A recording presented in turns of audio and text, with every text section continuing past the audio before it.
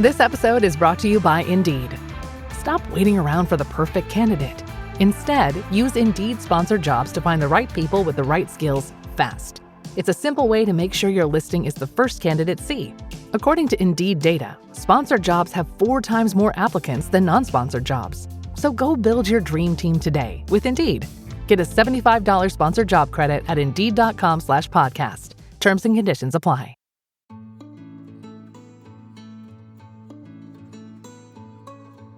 Hi there, and welcome to Raising Me. I'm Adrienne. Thank you so much for listening today. Also want to say a big thank you to our sponsor of Sweetser Behavioral Health, which they are doing so much good in our communities. I'm going to start off with just a big question for you, and that is, how's sleep going in your house lately? We are re-releasing an episode because it just feels so timely right now. It is March, of course, and we're all in that stretch of the school year where everyone is just feeling a little run down.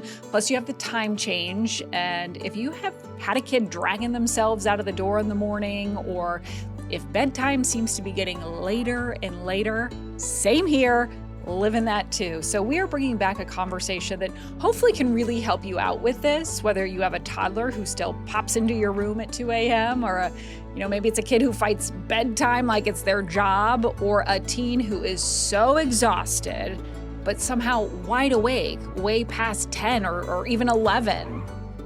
Our guest in this episode is Dr. Kristy Perkowski. She is awesome. She is a pediatrician and a mom who totally gets it. She shares some simple and practical ways to get better sleep for your kids, and yes, for you too. Check it out. Dr. Perkowski, I am so glad you're here with us to talk about sleep. We know it's important. We know how important it is. We all feel better when we get it, right?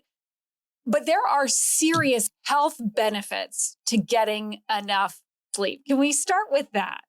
I think it's easy to think of your own self and to think of how different you feel after a good night's sleep. And our children are no different. In fact, our children are growing so quickly. They need, even more sleep than adults do, of course. And children that aren't getting adequate sleep just aren't going to be in a good mood. They're crankier, their fuse is shorter. It can cause other really more significant mood disturbances like depression. It can affect concentration in school. And just affect all of their energy level for participating in activities. It affects everything that they do. I think it's fair to say that.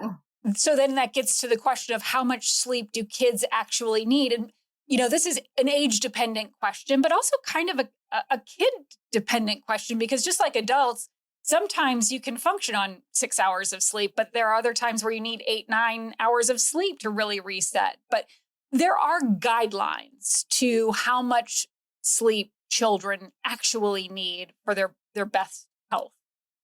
Absolutely. And that depends on how old they are. So when we're talking about, infants outside in the first 3 months of life, when a baby needs to sleep, the baby is going to sleep. It is not abnormal for a newborn baby to be sleeping 16 to 20 hours a day, which when you think that they're feeding every 2 or 3 hours, their awake time might really only be to feed, change the diaper, and go back to sleep. And that can be normal for the first month or 2 even.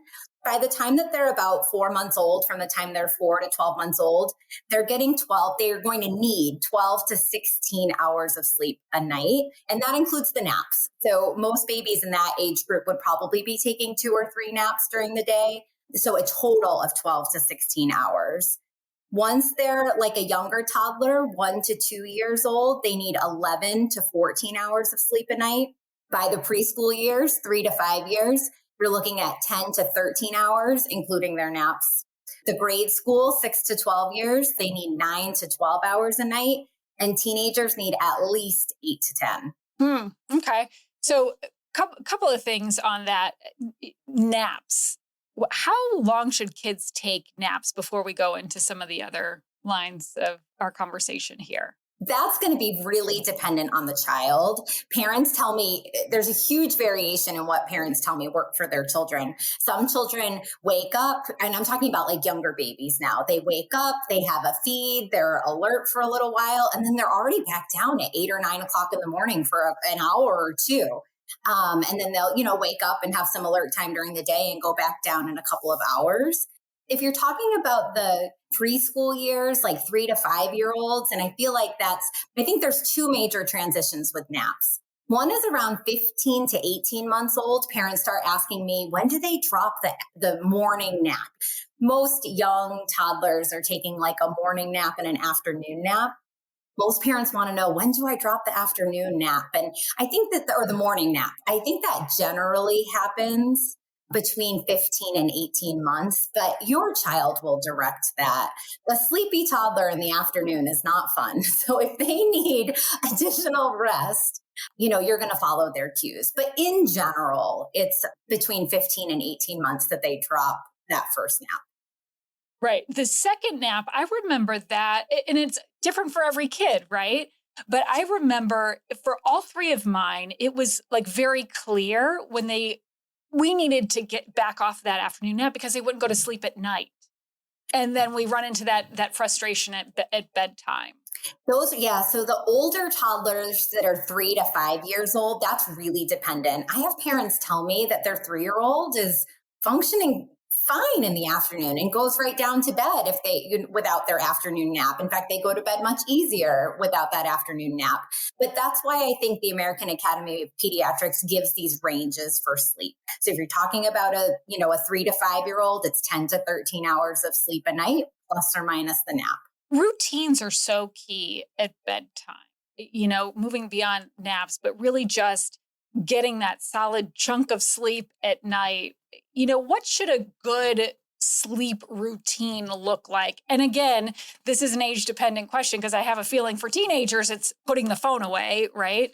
But when it comes to some of the younger kids, what should a good routine look like? Well, I think one thing that every parent will agree with is that your child will learn how to manipulate the routine to stay awake long. No, yeah, I know. No. So this is where kind of being regimented in your routine and consistent with your routine can just keep it under control. A bedtime routine should not exceed 30 minutes.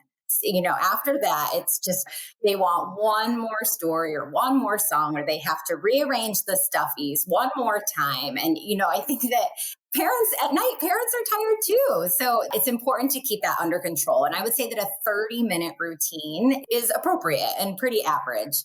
So the American Academy of Pediatrics talks about the brush book bed for the younger kids. You brush and floss to your teeth. You move in for a story or two, you get tucked into bed and say goodnight. Okay. So that's sort of the younger set. When we get a little bit older, middle school, high school, what should a bedtime routine look like? I know I've talked to moms. A common question is, well, what time does your child go to, what time does so-and-so go to sleep? Because some kids will be out by 9 o'clock and, in 6th or 7th grade. Others want to stay up till 10 or 10:30, which I don't know, seems late for a middle schooler. And then the same thing with high schoolers. Sometimes kids, go down at 9:30. Others, they're up still at 11 o'clock at night. So what should that look like for the older kids?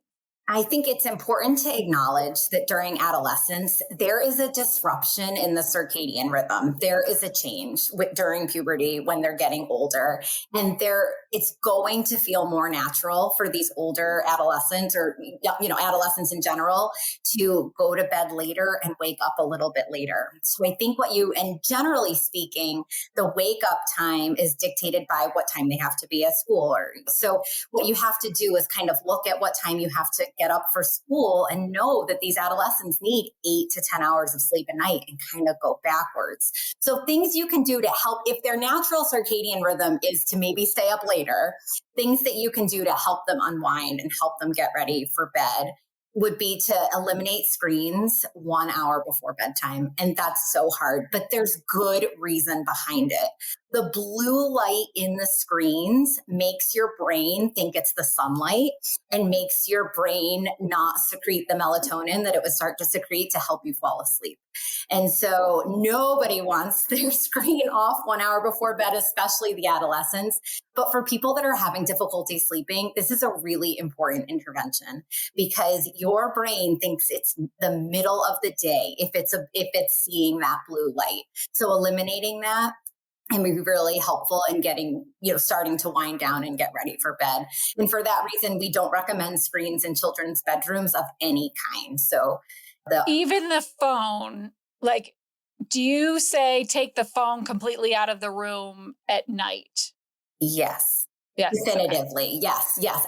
I think that one strategy that families use is like a family charging station. Our devices go here on the counter, everything gets plugged in, it'll be there for you in the morning because the temptation when it's in your bedroom is just so great. And then once you pick it up, you're interfering with your own natural melatonin secretion. And now you're having trouble falling asleep. And now you're distracted by the whatever you're consuming on your phone. And we all know that sometimes on social media or other sites that children might be looking at, they might encounter something upsetting or disturbing or something that's going to disrupt their sleep in that way. So it's really a good idea for the devices to be out of the room, TVs, tablets, phones, in a family charging station. All of it. And, not just the light, but again, as you said, like something you see on social or you get a text that gets you. And that happens at any age, even for adults too. So one thing that this sort of reminds me of, and I'm hoping you can speak a little bit more to it, is sleep hygiene. That kind of feels like it falls under this term that I've heard called sleep hygiene. What exactly is sleep hygiene? It's the practices that will help your body to know that it's time to sleep. It's practicing the same routines and being pretty regimented with them.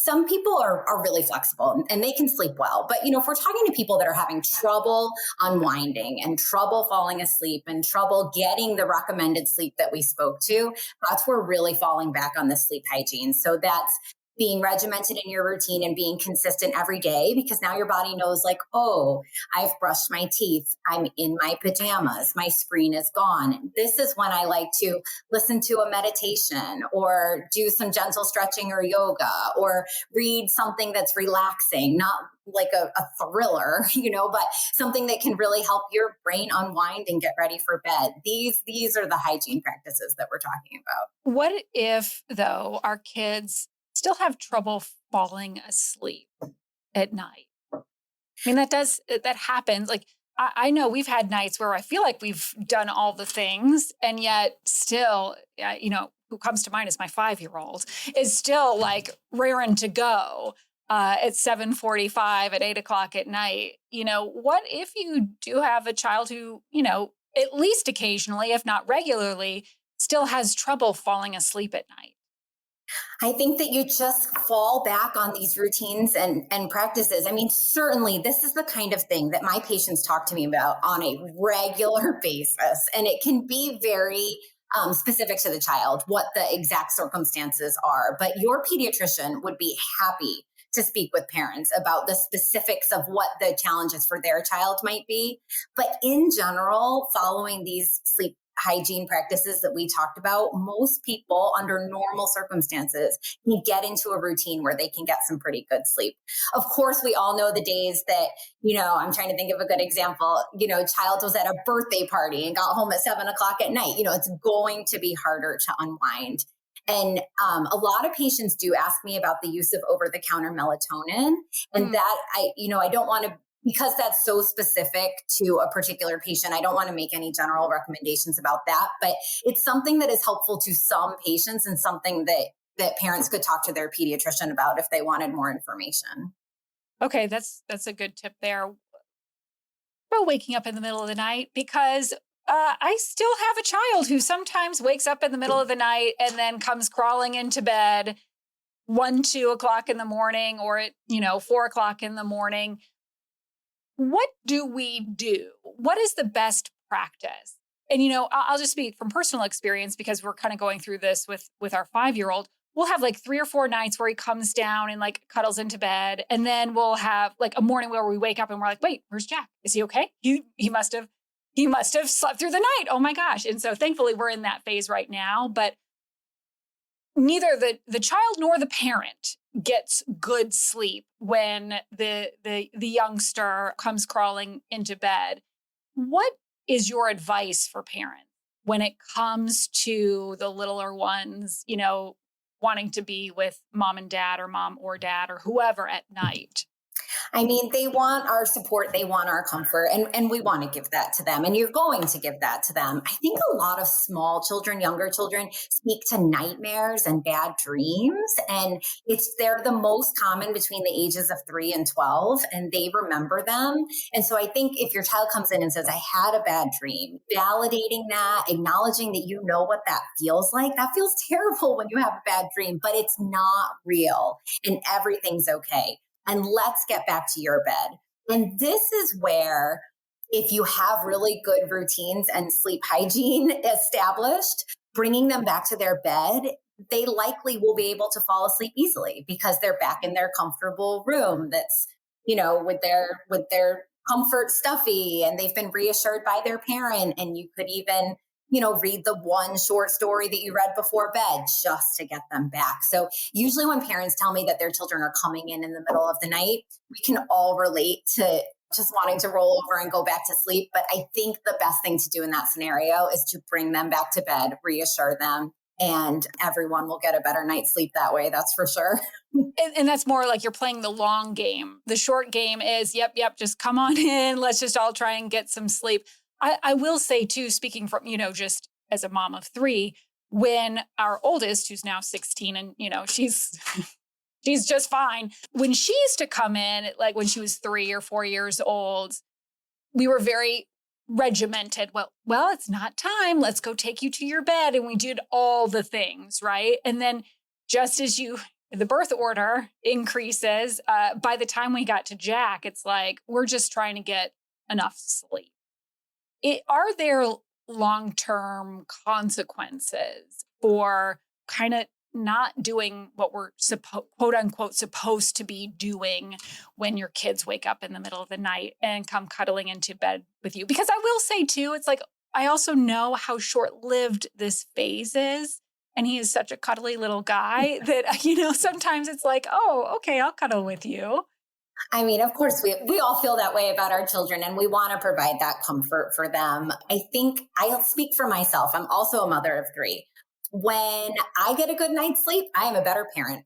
And totally. when I wake up in the morning, when I am fresh and ready, I can be more present for my children. I can make sure we don't miss anybody's snack packed in their backpack, or all of the things. And so I think that, if, like you said, Adrienne, if you're thinking of the long game, being more present for your child, being more rested yourself, and then putting them in a position where they're getting adequate sleep, which will help, as we spoke to before, with focus and attention at school, and with mood, and with, immune system, being able to fight off all of the viruses that we're being bombarded with all the time. So I do think it comes down to the long game and giving them that skill of putting themselves back to sleep. It's normal for children to wake up in the night. And I think this is the one thing that worries parents. Like, why are they awake? What happened? And I think that as we complete our sleep cycles, you've heard of like stage 1, stage 2, stage 3, stage 4 REM sleep. You've heard of this. Every time you complete one of these sleep cycles, you have an arousal in your sleep, and you kind of scan your environment. It's the same as you fell asleep, and you roll over and go back to sleep, and you don't remember it in the morning. A lot of times our children wake up in the night, have these little arousals, and they're thinking, where's mom? She was here when I fell asleep. So they go looking for mom, and that can kind of perpetuate the coming into the parents' room in the night. So, well, guilty. Okay, fantastic. We're doomed. You kind of talked a little bit about nightmares. Night terrors are also a thing. Can you tell us a little bit of what is a night terror, and, why do they happen? I don't know that we know why they happen. I don't know. I can't speak to why they happen, but how they differ from a nightmare is the child wakes up, they had this scary dream, they're telling you what happened, they remember it in the morning. The thing about a night terror is that it's really upsetting to the parent, but the child will not remember it in the morning. It's as if the child is awake. Parents describe to me that the kids wake up in bed, they're bolt upright, their eyes are wide open. A lot of times they're crying or yelling, and parents don't know what to do. They can be very difficult to wake up when this happens. And so it's so upsetting to parents. The good news is the child does not remember it. And so they likely will be unaffected by it. But the difference between the nightmares and the night terrors is nightmares seem to happen like after midnight, like later in the night. The night terrors happen early on in the early sleep cycles. And so a lot of times they're happening before parents go to bed. So if the child goes to bed earlier and then the parents are getting things done at home, that's often when the night terrors happen. So a lot of times parents will be awake and around, for it. Is there a certain age where that tends to happen more often? I'm just thinking back to my own personal experience. Like I feel like it was around 7 or 8, maybe, for both my two older children, Jack, my little one, it's never happened, but it's happened, at least once, if not twice, with both my daughter and my middle son. Not anymore, but is there a certain age where it tends to happen more often? The toddlers and the preschoolers are the more likely age for this to be happening. So I think you're maybe a little younger than what you're describing, but in general. And so if your child is having a night terror, you just keep them safe. You just support them. It generally will pass in less. This here says that they can last as long as 45 minutes, but most are shorter. I know that sounds like a really long time. Most are much shorter. And the child will usually fall right back to sleep as soon as it's over. And like I said, won't remember it in the morning. So parents have to stay calm if this happens, make sure their child is safe. And if it's something that's happening repeatedly or often, definitely talk to your pediatrician about it. I remember the first time with our first child that happened, and we were like, what is happening? And, so we're like searching online, what is going on? And, thankfully she's fine. And to your point, like, remember a thing. And this was many years ago, but it is really unsettling the first time that happens, especially for new parents, right? So I think knowing that this can happen in this age group should hopefully be reassuring. Totally. But still crazy. Like when you come into your child's, they look like they're wide awake. They're so upset. What about sleep disorders? Like, can there be sleep disorders in children? And how do you spot that? So parasomnias is the medical word for sleep disorders. And, for some children that can be like sleepwalking. Night terrors actually count as a parasomnia. But I think one of the common ones that parents ask me about is children that snore and whether or not they're having like a sleep apnea in their sleep. So this is a really common question from parents. They'll say, gosh, they snore so loud at night. And I'm wondering if that's okay. And it's tricky because not all children that snore have sleep disordered breathing and have a sleep apnea, but some children who snore do. And so usually when parents raise the concern of snoring, I'll ask about their child's alertness during the day. Do they seem drowsy or fatigued? Are they falling asleep on the car ride home from school? For older children, are they taking a nap? Children that generally have long outgrown a nap, those can all be signs that the quality of their sleep is poor. So if you have a child that snores and you do have concerns about the quality of their sleep, that's a great question for your pediatrician. Okay, great. I mean, I think the reality is like that we're all trying to figure this out. And every kid is so different. I mean, I'm sure that you experienced this with your own children, Dr. Perkowski, but I remember we brought our first child home and by 3 months, she was sleeping 12 hours a night, like clockwork, 6 to 6 or 7 to 7. And we thought we had this figured out. Like we must be amazing parents.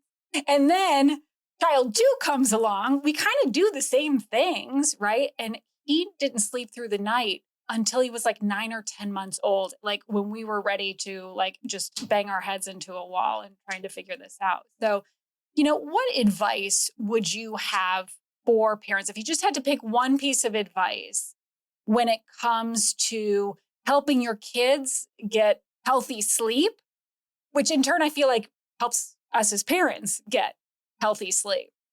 Well, modeling it, making it a family priority. In this house, our rest and recovery is important. And we are all better people when we sleep well. And so I think that parents that are complaining of, I was up until midnight, or I was up binge watching this show, or, our children are listening. They hear that. They feel like they're missing out. We made them go to bed and you stayed up and watched a movie, And so I think that showing that it's really important in this family that we get our adequate rest, because we are our best versions of ourselves when we are rested, and modeling that behavior will probably go the farthest. And by modeling that behavior, you're going to help the children to maintain the sleep hygiene that we spoke to, and maintain the routines, and have the practices. Putting our own screens away 1 hour before our children go to bed would probably help all of us with our sleep and our being present with our families and all of the things. So I think that's really important. The other piece of advice that I always give the parents of newborns is sleep when the baby sleeps. That is, I know that sounds easier said than done. Everyone said that, but I don't know, cleaning the whatever room, or that can wait. When your baby is, just home from the hospital, they need to wake every 2 to 3 hours to feed, period. And so sleeping when that baby sleeps is the best way to take good care of yourself during a time when everyone is more sleep deprived than they want to be. Oh my gosh. I remember walking into a wall with the stroller because I was just like in a daze. That's great advice. Dr. Perkowski, thank you so much. I just want to mention too, we'll have additional resources on our website, wgme.com/raising me. Thank you so much for being a part of the conversation today. I got to go get some sleep. All of us, exactly. Well, a big thank you to Dr. Perkowski. As always, she's so much fun. Sleep can feel so hard sometimes. And I hope this conversation maybe helped you feel a little more confident about some things you can try next, whether you do have a little one who wakes up at night, or a kid who's fighting bedtime, or a teen who is just so exhausted in the morning, but they're up way too late. Thank you to you for listening, and to our sponsor of Sweetser Behavioral Health. I'm Adrienne Stein. This episode was edited by Megan Littlefield with production assistance from Carissa Paulson. Please follow Raising Me wherever you get your podcasts, and of course, consider a positive rating and review, which helps others to find this message.